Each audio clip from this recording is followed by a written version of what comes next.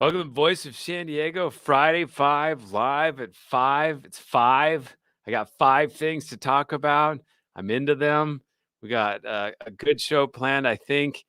Got trusty Megan there behind the scenes, making it happen, making it look good. We've been doing a live thing now. We just realized for a year. I don't know if you were with me when I was staring solemnly into the Instagram live feed, trying to help people understand what was going on. What a dork. Oh man, it's adorable how naive we were a year ago going into this. Wow, we'll get to the other side and then we'll go back to the bar. Yeah. Well, I've got 5 things to talk about. Let's not mess around. Number 1.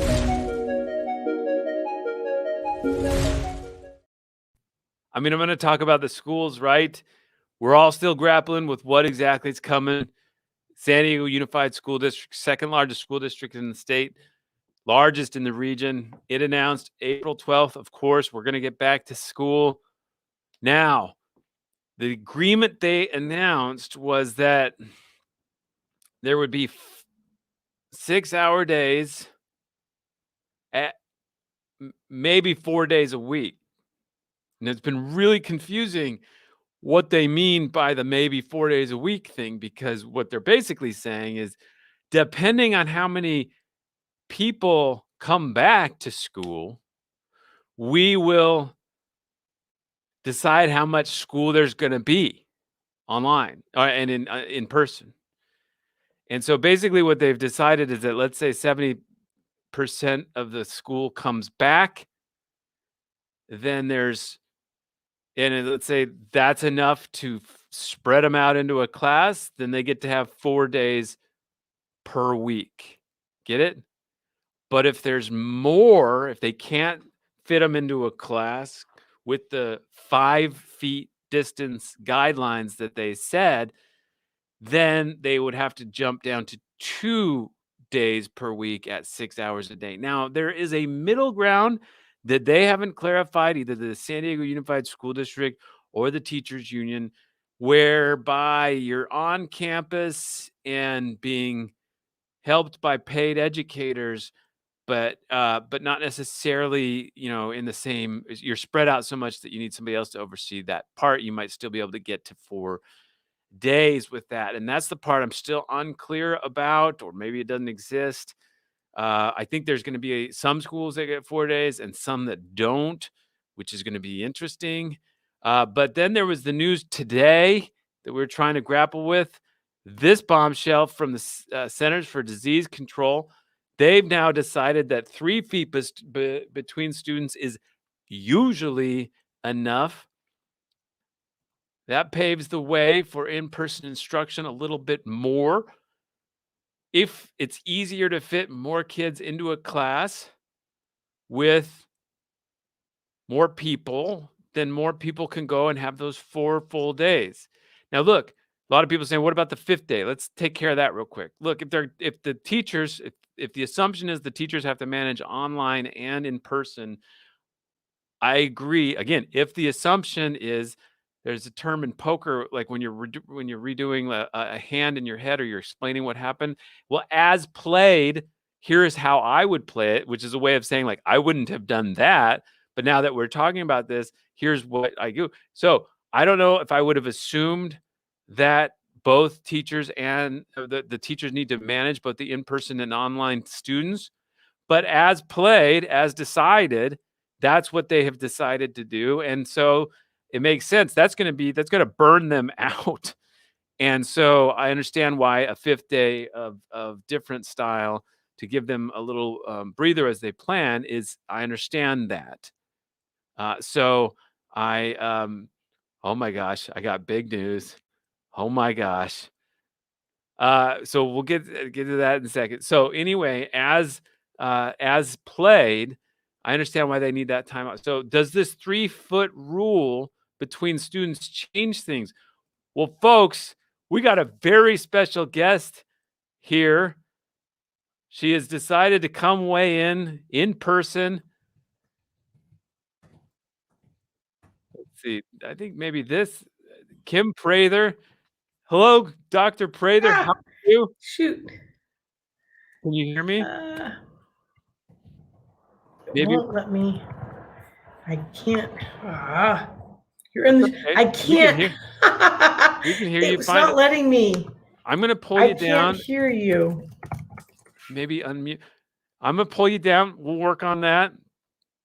Give me a thumbs up when you can hear. Anyway, we want to hear from Dr. Prather. Let's go through a couple of other points and then we'll bring her on. Do you see, you tune into the Friday 5 live at 5, you see exciting things happen. All right, so let's go over one other thing and then we'll see if we can talk about the air, because that's where the 3-foot thing matters. All right, let's go in. One of the big questions was about next year.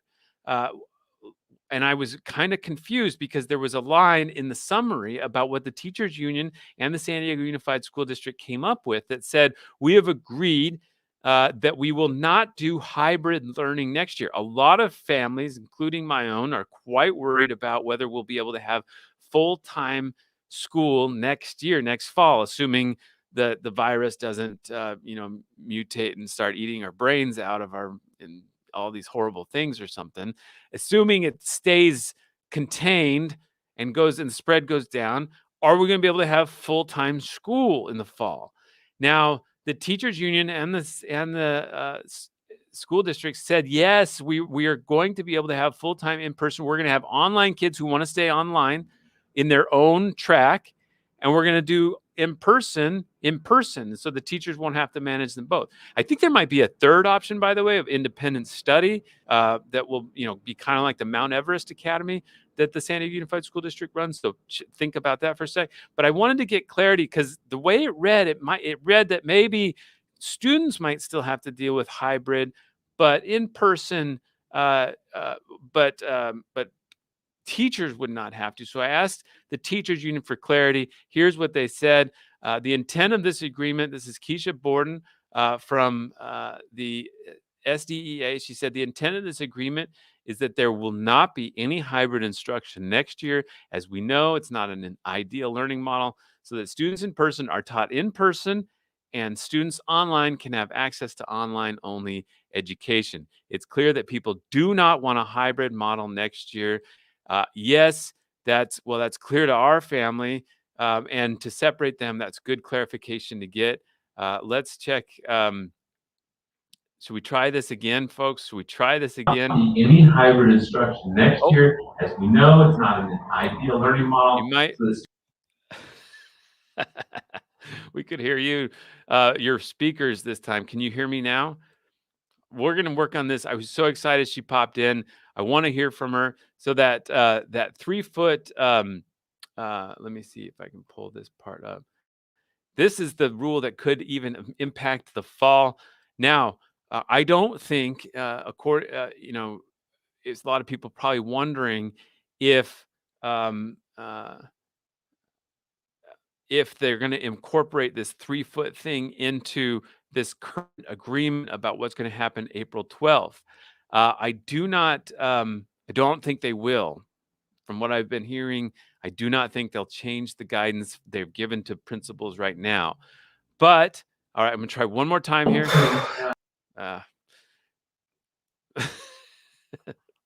See, this is what you get. You get raw content here at the Voice of San Diego, Friday 5, live at 5. We're going to keep working on getting her up here. Let's move on for now. I'll bring her back. I want to do number 2.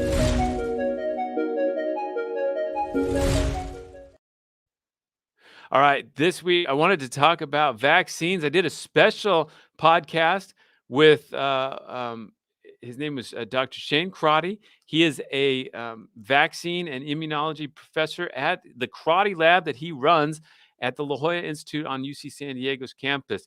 It was a great conversation about how our bodies work, how immunology works. One of the things he explained to me is that once the virus gets into your nose, it starts multiplying rapidly. And at that point, the virus and your body are in a race. And you're racing to create antibodies and T cells against it, and it's racing to divide as fast as possible. What the vaccines do, of course, is give our body instructions on how to make that faster, be ready for that, so that we can win that race. And when you hear about efficacy of the vaccine, one of the things you keep hearing is that it prevents serious illnesses, serious long illness, which is what causes hospitalization and death. Now, I asked him if that, what he's saying there is that the race is happening, and the race is try to stop the disease before it spreads into your lungs. Here's how he explained it. I thought it was really good. It's an infection that's fought on two battlegrounds, essentially. There's the initial infection of your nose and your upper respiratory tract, and then there's the infection of your lungs, right? And so it's the severe pneumonia in your lungs that is fatal. And for this disease,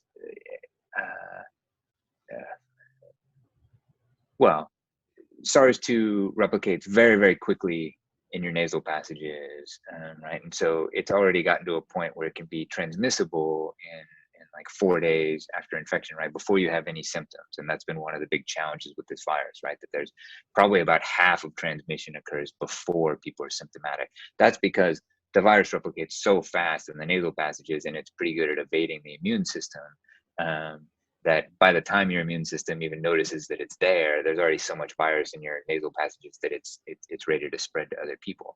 But in contrast, the viral replication and spread in the lungs is quite slow. And in fact, the average time to death, right, is like 25 days. That's a very long time, particularly given that your immune system responds in an exponential way, right? I think dividing even a day is a fairly long period of time. So it's relatively hard to stop the virus from infecting you at all and getting to a point of transmitting or having any symptoms. But it's a lot easier to keep the virus from growing much in your lungs and causing any pneumonia, which is significantly before even hospitalization would occur. And so that's the distinction.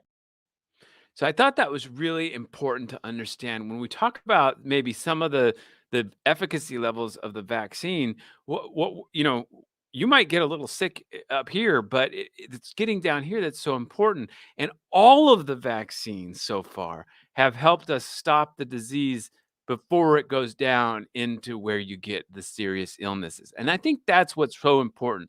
The vaccines help you win that race because all that matters is that it doesn't get down there. That's when the significant sickness happens. That's when the hospitalizations and the deaths happen. I don't know that it's going to work out to have Dr. Prather come on. So let me make one other point about this 3-foot thing. I think what she would say if she came on was 3 foot is probably fine. The distance, when you spew the aerosols with the virus on it, they go around. They don't care about 3 feet, 6 feet. The droplets do. That the actual drops that are coming out when I speak and when I sneeze and cough, those are falling to the ground. So that helps. Like if you're not wearing a mask, for example, helps it. If you did have a thing there, it would stop that. Masks are supposed to stop most of those. And so what we're worried about is the aerosols in the air. And I think what Dr. Prather would say is like, you don't want those up there. You want to clean those out so you can have 3 foot, 6 foot, 1 foot separation, but clean the air. San Diego Unified has adopted that understanding, that science really well, I think, compared to maybe everywhere else, precisely because of Kim Prather. And so I think I think there is a chance that we could get significant monitoring and air filtration and ventilation into these schools to make a difference. Now, let's make one other point. We did a story this week about how much money San Diego Unified is getting, San Diego Unified and local school districts, they're getting, let's see, what was the number? I have it pulled up here. $1.5 billion are coming to the region for education for our 42 school districts. $1.5 billion in addition to the funding they get to run the show. San Diego Unified alone for this fiscal year and the next is going to get a $609 million boost. That's a lot of money. That's so much money. Just to put it in perspective, we spent $919 million on educators and instruction in fiscal year 2019. So we're getting almost 2/3 of that in, these lump sum assistance efforts, and they have to spend that within the next 2 years as well to make sure that we make up for learning loss and all that stuff. So there is a lot of money, not to mention the state itself is getting more money, probably will pass a lot of that through. Again, just in fiscal year 2019, we spent for all food and all busing in San Diego Unified $132 million. So like 4 times that is coming in these lump sum assistance in addition to the normal funding for San Diego Unified. So they should be able to get carbon dioxide monitors into every classroom, or like La Jolla Country Day School, they have carbon dioxide meters put into each classroom, and then they have a central display where you can look and see how each classroom is doing. Now, you don't care, well, you do care how much carbon dioxide's in the room, but the point is you want that number low because it demonstrates that you are circulating and cleaning the air really well. And so that's what I think would be the ideal. Look at what we've got. We're going to give it one more try. I think it's going to work. Can you hear me? Yes. Can you hear me? No, that's wonderful. It's Friday. It's been a long week. I know, and I'm so thankful you'd want to come on to our to our August show and talk about this. So I think I tried to make your points earlier, but I think you would say, am I correct? You can be close indoors if you clean the air really well. How do you make sure you clean the air really well? Ventilation and filtration, and wear a mask. Your best protection, Scott, we've been talking about this, right? You got to wear that mask, and that gets harder in schools, right? Kids kind of bump them around, and let me tell you, I am coaching a softball team this spring. My daughter's 8-year-old, 9-year-old, and 6 and 7-year-olds, and I got them. I'm like, they're like, will you be a coach? I'm like, sure. But now, so I'm like running it myself, and I'm not letting, there's a lot of coaches like, I don't know about the mask. I'm like, we're a mask wearing team. We're a mask wearing team. We start out, all the girls, they're all into it. It's fine. And, like one girl was having trouble when she was batting. I'm like, take it. It's fine. Take it off. Like, but they're good about it. They don't care. They just want direction. They want it to be clear. If they see the adults like, I don't know if you should or not, then they're like, I don't know. But if you just like, you're wearing a mask, and I don't care. I'm not, outdoors is probably fine, but I want them to be clear that when they're together, they should wear a mask for a while. It's fine. I used to be all worried about how weird it'd be to have the mask. They're fine. I wear them all the time now. They're fine. You can wear cool masks. Your mask can match your team. I'm one of those. Color, right? Yeah, exactly. Yes. So my point is, my concern, I've been asked this a million times, 3 feet, 6 feet, people made up the 6 feet in the first place. Obviously, the concern is that, like, if you're too close to someone and they don't have their mask on and you're breathing it, that's not good. And ventilation is not going to get you there because you're too close, right? That's my concern, is that there's just this spray that comes out of people that no ventilation is going to help. Ventilation helps if you have a bunch of people breathing, and it brings down the numbers, brings down the risk of the whole room, because we all share our air indoors as we're learning, right? And so, I think that ventilation is important. The other thing I've been telling schools in San Diego Unified has been really good, 10,000 HEPA filters. And so I had a meeting with all the teachers. They were concerned. Some of them can't open the windows. They can't open the doors for whatever reason. And so I just told them, make sure you have filters, because filters are the key. The filtration is really, really important because this virus is pulled out of the air. Filtration's no problem. Masks filter it. Everything works in terms of just removing it from the air. And so I'm disappointed with CDC that they're still not saying, if you look at their top 5, they say clean something. Yeah. They should say clean the air. Yeah, absolutely. I saw the Randy Weingarten, who runs one of the 2 national big teachers unions, and she was like, they need to focus on these barriers and they need to focus on disinfectant. And I was like, don't do that. So let me ask you this. Do you feel like every classroom needs to have a CO2 monitor? CO2 is really useful to see how, like, you want it to be close, like you want it to be the number you have outside, right? But 400 at and the whatever. same time, remember, CO2. Particles, which is what I study, aerosols, which is the filters. You could have filters in the room, have high CO. This is getting too complicated, but you could pull out the particles, the aerosols, still have CO2 be high. And we don't need to tell about that. I'm sorry. I'm getting too complicated, but now you're giving them more. No, but I think what your point is like the CO2 monitors is good to do ventilation. But if for some reason you can't get ventilation, you can still filter the air, is what you're saying. Thank you. You got it.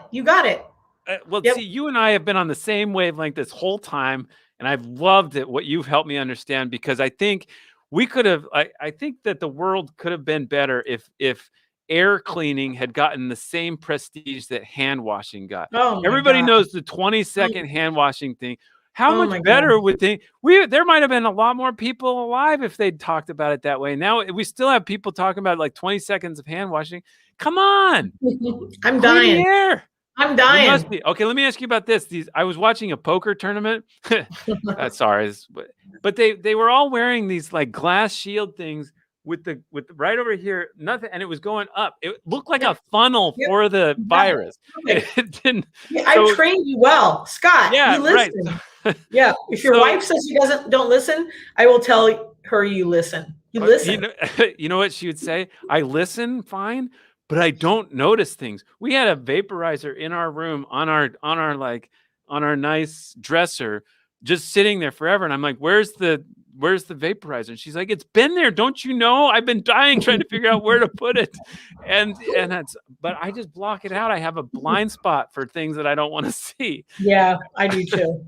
Anyway, so yeah, masks, shields without masks, bad, right? Okay. It's like the barriers. It turns out that in a shield, if you have no mask, it just pulls it up and concentrates it right where you're breathing it. It's terrible. It's worse than no shield. Like, again, it comes back to the plexiglass. I can't say plexiglass is terrible because it blocks splatter. If someone's kids might be coughing and sneezing. Kids have known to splatter. They've been known to splatter. Yeah. So, all right, we're good. All right. Thank you so much, Dr. Prey. Thank you. Keep on the phone with them. Hope that they understand it and that all the other school districts call you as soon as possible. I appreciate all your work. I'm telling you, Scott, and I think I've told you this before, and I'm not paid by them. I'll just tell you, San Diego Unified has listened and they're ready to open in a safe way. I get that. I just want them to give it a shot. Well, I'll give it a shot. But people have to follow the rules. People have to send their kids to school with good masks and all that, right? Wear the mask. All right, cool. Thank you, Dr. Prey. All right. Wow. What a great treat. You never know what you're going to get on the Friday 5 live at 5. Doctors, world-renowned aerosol experts will come in and just let you know. All right, let's check in on some of your questions. Yeah, look, they've got to be clear about the fall for some of our families. Like if they're not going to be able to like get some of these things achieved with the vaccine and everything going on with the spread is down, we would face a lot of pressure to try to find some other alternative. And I don't know how that would work. And I don't want to go through that. So let's not do that. Number 3, let's get to number 3.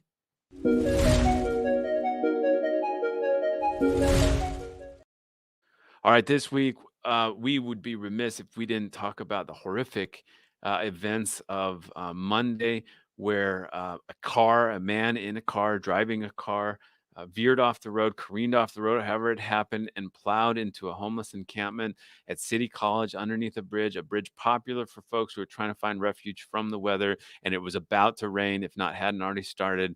It was a horrific reminder of the situation. And remember, we were just here last week talking about the enforcement issues and the big decision that San Diego Mayor Todd Gloria has to make about whether he's going to clean these streets as far as pushing people out, or whether he's going to try to change the approach that the former mayor had about, pretty severe enforcement of the streets. Here is what he said after the accident that got a lot of our attention. It's not humane or safe to keep allowing our unsheltered neighbors to sleep under bridges, in alleys, or in canyons. And we must take decisive action to provide more compassionate solutions for people experiencing homelessness. Okay, it's not humane to keep allowing. Now, remember, when you stop allowing, you prohibit. So was that what he was doing? Was he saying, like, I'm going to enforce these things more than the previous mayor did? I don't know. He was asked that question from Andrew Bowen at KPBS, and here was his clarification. We have provided direction to both San Diego Police Department and to our environmental services to conduct cleanups in a more compassionate posture, not operating at night, not operating during inclement weather. We do need more beds. We need a lot more beds. Beds of all various types: detox beds, behavioral health beds, recuperative beds, long-term, short-term, interim housing beds. We need all that. But there's not a crackdown on homeless folks. What we need is for more folks to avail themselves of the existing opportunities that are out. So he's basically saying on there, no, we're not going to maybe not do more enforcement, but what else? What are they going to do? I mean, like, they're not going to enforce more, or maybe they will in a more humane way. They need people to avail themselves of these opportunities more. If it's not humane to keep allowing this, what are we doing to not allow this anymore? The true answer would be to have places people could afford to live and pay for themselves, where they like to be. And we are not creating those, and we took the ones that existed away. So let's see what we can get to on that as soon as possible. All right, number 4.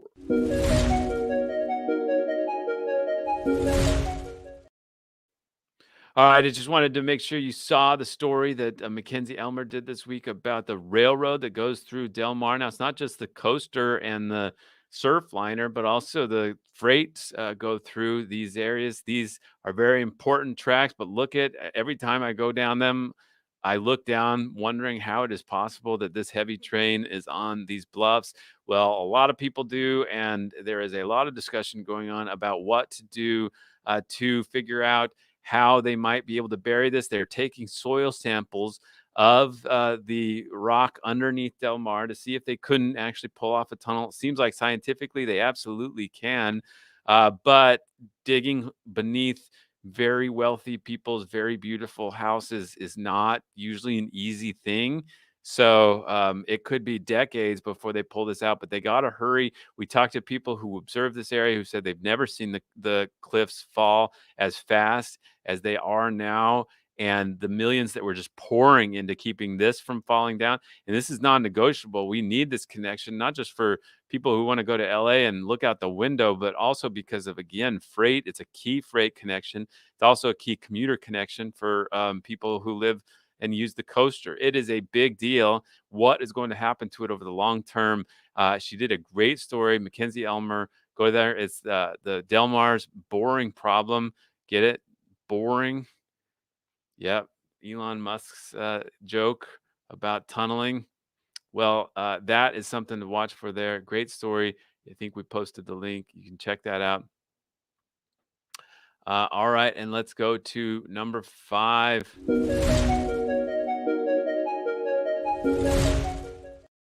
All right, so this is my show. It's just going to be my rant for just a second.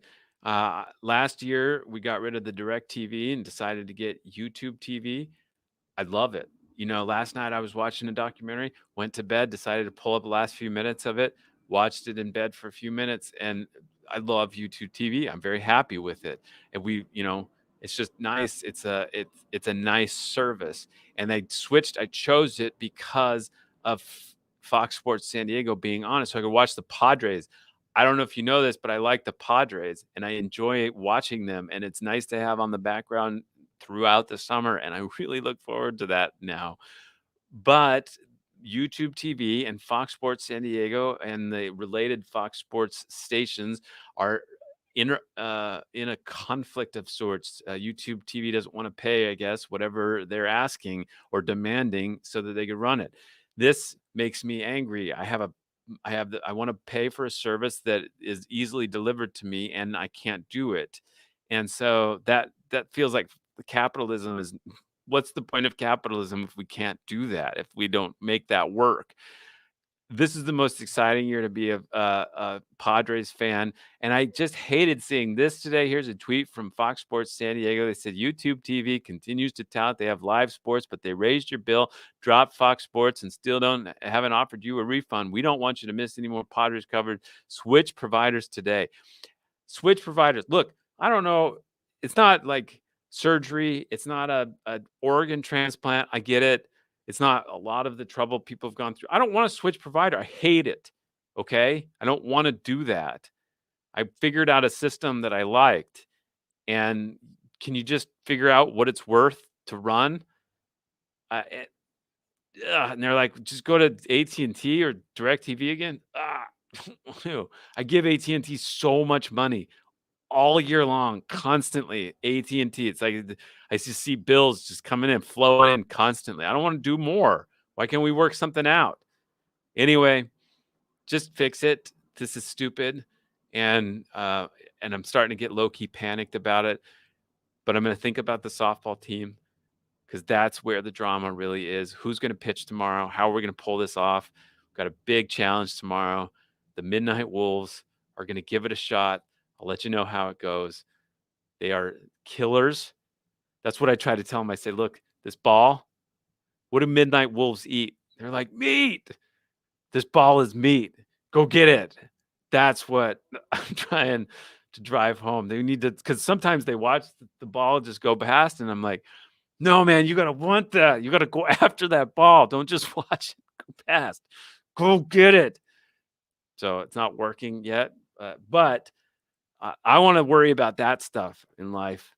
That's the stuff I want to worry about. And so fix these problems. Let's get our kids back to school. Let's take care of the unsheltered. Let's make sure that this virus gets squelched. Let's really work on these problems so that we can focus on the stuff that matters. Who's going to pitch for the Midnight Wolves? All right. Have a good weekend. Oh, check out that special podcast on your podcast feeds. We talked to Dr. Shane Crotty, the immunologist. Very interesting conversation about vaccines and how they work. Check that out. It's in your feeds if you care about Voice San Diego podcast. Also, donate to Voice San Diego. We have a special thing. We need to match contributions from a foundation that wants to help us pay for the work we do to explain things, our San Diego 101 series. So go to voiceofsandiego.org/Parker. Is it match? Yeah, Parker match.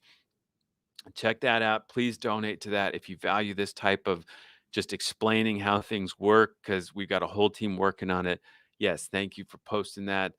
Parker match. That's how we're going to make that match come in, and we're going to be able to fund the San Diego 101 series and a few other things that we're working on to help people understand their community.